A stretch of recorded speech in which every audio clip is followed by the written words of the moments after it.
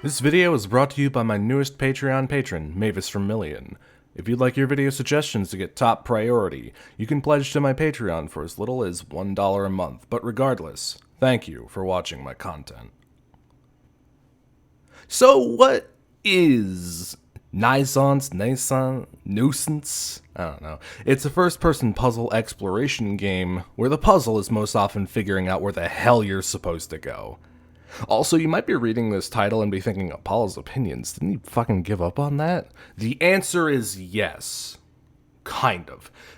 Being honest with you, I don't think I want to make game reviews anymore, so from now on, these videos are going to focus a lot less on the development and history of a game's creation, unless that directly ties into the main point of the video, or, the opinion I'm, letting people know about. Apollo's Opinions was probably kind of a dumb title for a game review series anyway, now that I think about it. So, also, right up top, before we begin, this game is like 1000% not recommended. Not recommended for people with epilepsy, photosensitivity, any history of seizures. We'll cross that bridge in more detail when we get there. Also, spoilers, if you care. Naissance is a game where you play as this girl named Lucy, who's trying to escape from this city and this big cube voxel monster. Other than that, you're never really given too much of a story, though to be fair, not that it never really needed an in-depth narrative. It controls very simply. You move, you sprint, you crouch, you jump, some very basic platformer shenanigans. The only extra thing they do on top of that is this breathing mechanic, where while you're sprinting, you click while your character's breathing and this circle comes up on screen to manage your breath, and that's it. The environments you'll find yourself moving throughout range from empty hallways with strange geometry, open rooms with strange geometry, and some areas that are filed under my worst fucking nightmares. Earlier I said, somewhat jokingly, that the main puzzle was finding out where you're supposed to go, but legitimately, I got lost more than a few times, because the aesthetic the game is going for, none of the environmental surfaces have textures. They're all just flat, gray shapes. The shadows are about as dark and bleak as my future, and the lights tend to be a pure, blinding white sometimes. After traveling through miles and miles of this, even a muted hint of some actual color is a wonderful break from the monotony. Maybe that serves as a metaphor for depression or something? Maybe the big cube monster represents anxiety? Who the fuck am I kidding? I'm thinking too deeply about this. The soundtrack is made up of all these older songs that all reflect a similar vibe, like isolation and loneliness, to also panic and bludgeoning levels of anxiety. I can't really play any dedicated clips for you, since this video will almost certainly get copyright struck to hell and back if I do, so next best thing, I'll link a playlist with the soundtrack in the description. Some good stuff, I recommend it. Also, I can't be the only one. Do these menus look like they could be in Nier Automata or something? This game also has its fair share of secrets and Easter eggs all over the place, most of which I didn't find, but I did find a Totoro plush on a couch, so that's kinda neat. Some of these puzzles make no goddamn sense. I had to look up solutions to a few of these because apparently my brain is tiny and has no wrinkles. There's this puzzle where you have to push these blocks to manipulate these shadows, which you can walk through.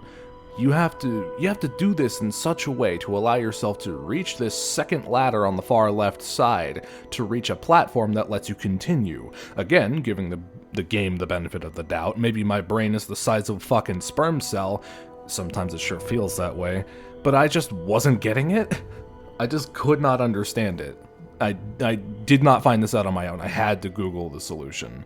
Props to the game and the developers for having some head scratchers in there, if nothing else. So here's the part where the earlier epilepsy warning comes from. You're given a choice of two doors to go through. One gives you a pure black background with flashing and moving white lights, and the other is pure white with flashing and moving black lights. I'm going to show you both of them briefly, slowed down, just in case anyone watching this has any form of epilepsy. I'm not exactly in the business of giving people seizures.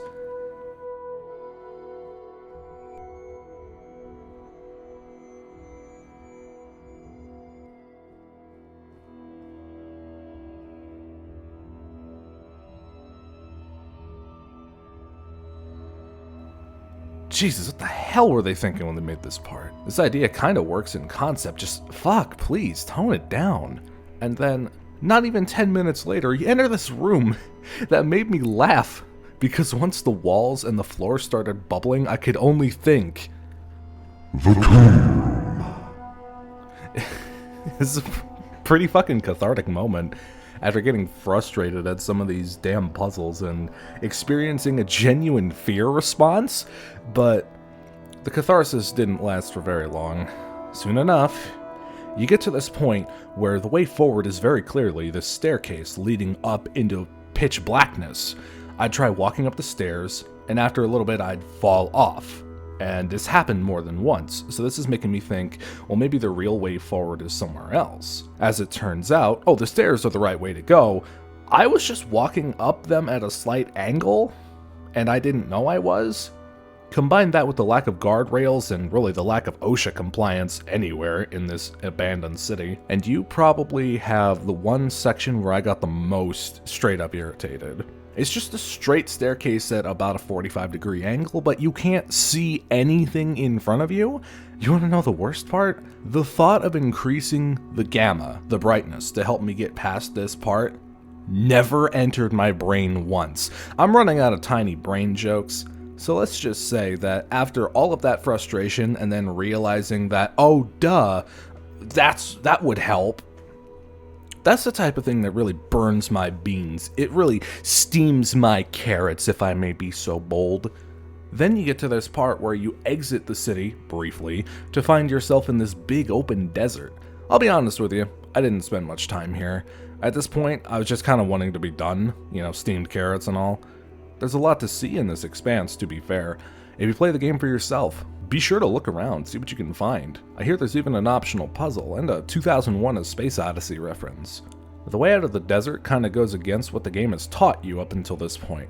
To continue, you have to jump off the edge of the desert, which would result in you dying if it were literally any other pit. I hear that there's an altar in the desert which tells you to do this, but I only learned about that after the fact. I don't know. From here, it's one final push. One conclusive effort to see your way through the end of this game. One final jump, and we're... Yep, that's me. You're probably wondering how I got myself in this situation. God, this game is worth every penny. So after all is said and done, what did I think about this game? I think it's quite a lonely and unique game. But being unique doesn't really guarantee that it's going to be everyone's cup of tea, you know what I mean? Frequently getting lost wasn't very enjoyable, and neither were the epilepsy rooms, I'm sure you could imagine. I get what they were trying to do with this aesthetic, black, white, and gray, but it got me lost on more than one occasion, so consider me not the biggest fan of that design choice. What did I like about it? The controls are simple, and they don't try anything too bold or out there. The biggest non-standard thing they do is the breathing mechanic, which is, in and of itself, incredibly easy to understand. It plays very basically in a safe way. I'd rather the controls be standard and safe than being different for the sake of it and end up being too complex. This might sound strange, but in hindsight I kind of enjoyed the fact that the big open acrophobia area triggered a genuine fear response in my brain. My hands are getting sweaty, my breathing is getting unstable, and it felt genuinely good. It felt genuinely good to find the correct path and get through this fucking nightmare of an area. If this type of game is up your alley, then go ahead and play it if you haven't already. Or don't. I'm not your dad. 6 out of 10. Once again, another special thank you to my Patreon patron, Mavis Vermillion, for suggesting this game to me. If you'd like your video suggestions to get top priority, consider pledging to my Patreon for as little as $1 a month. Thanks for watching. My name is Apollo, these have been my opinions, and I will see you all next time.